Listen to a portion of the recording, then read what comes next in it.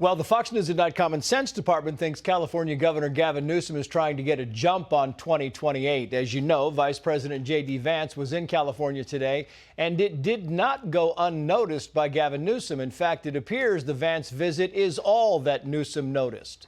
The governor and his press people posted 9 social media messages about the VP, indicating that Newsom is either interested in becoming an influencer or interested in becoming the president, because the messages were much more cold shoulder than warm welcome. Newsom called the VP, quote, performative, said he was staging photo ops, and when JD Vance mistakenly called Senator Alex Padilla Jose Padilla, Newsom wrote, quoting, JD Vance served with Alex Padilla in the U.S. Senate, calling him Jose Padilla is not an accident. So Common Sense is confused. Is the governor accusing the VP of being inappropriate, of being racist? Is calling a Hispanic man the wrong Hispanic name racist? Sounds like Newsom was using social media to pick a fight until he actually picked a fight, challenging JD Vance to a debate. Common Sense has a question. Has Gavin Newsom seen JD Vance debate? Did he see last year's VP debate? The governor of California should talk to the governor of Minnesota. Otherwise, Newsom's dreams of 2028 could end right here in 2025. Let's bring in political commentator and walkaway spokesperson Natalie Beisner, along with CBN News chief political analyst David Brody. Thank you both for coming on. So, Natalie, great to have you. JD Vance said this during his visit, and I'll get your comment. Watch.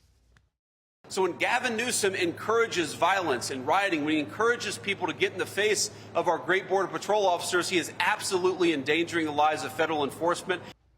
Yeah, JD Vance came for one reason, and Gavin Newsom was kind of like angling for 2028. He was going after the vice president all day long. Yeah, I think that's what Gavin has been doing this entire time. He's been tweeting about January 6th. He's been tweeting at other governors of other states, taking down their states, instead of actually dealing with the obvious problems in California that were existing even before ICE. I'm glad that the vice president came to our city. What a difference between Kamala and him. And by and large, I think that Los Angeles has been disrespectful to LAPD and to federal law enforcement officers. And we have been violent, unfortunately, since day one, since before the National Guard got here. And I haven't seen Newsom or Mayor Bass ask people to stop doxing ICE agents, stop saying where they're staying in hotels. Every time I log onto social, they're doing that. And I haven't seen the governor or the mayor condemn that once. Yeah, and nobody has knocked that down, and it really is kind of a shame. Meantime, David, to you, here's Trump on Tulsi Gabbard, the nuclear weapon intel question.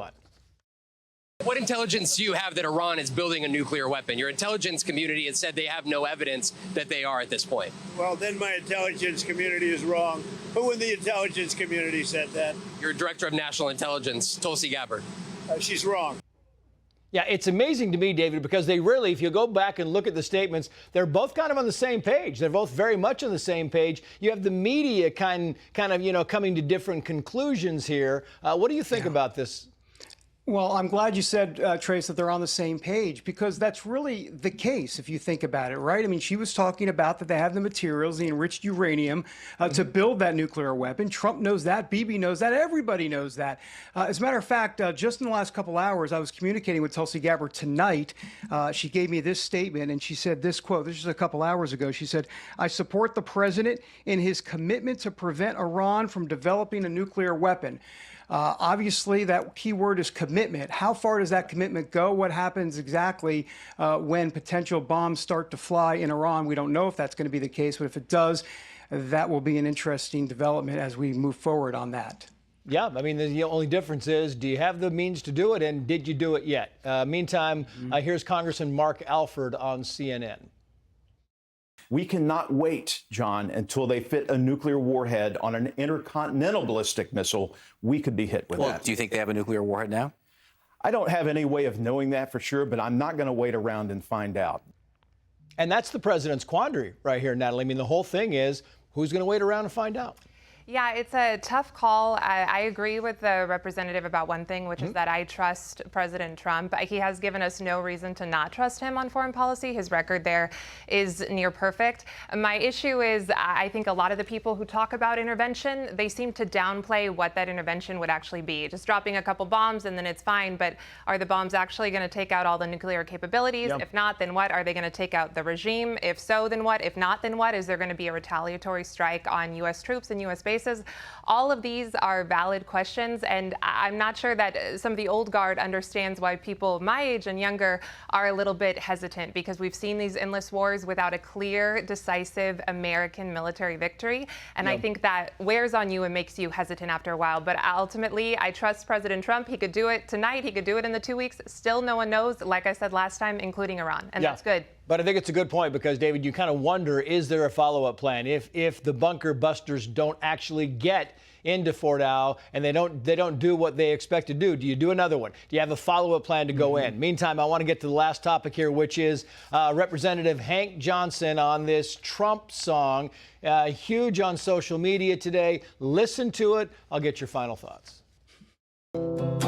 Hey, Trump. Where you going with that gun in your hand? I'm going down the street and shoot down democracy.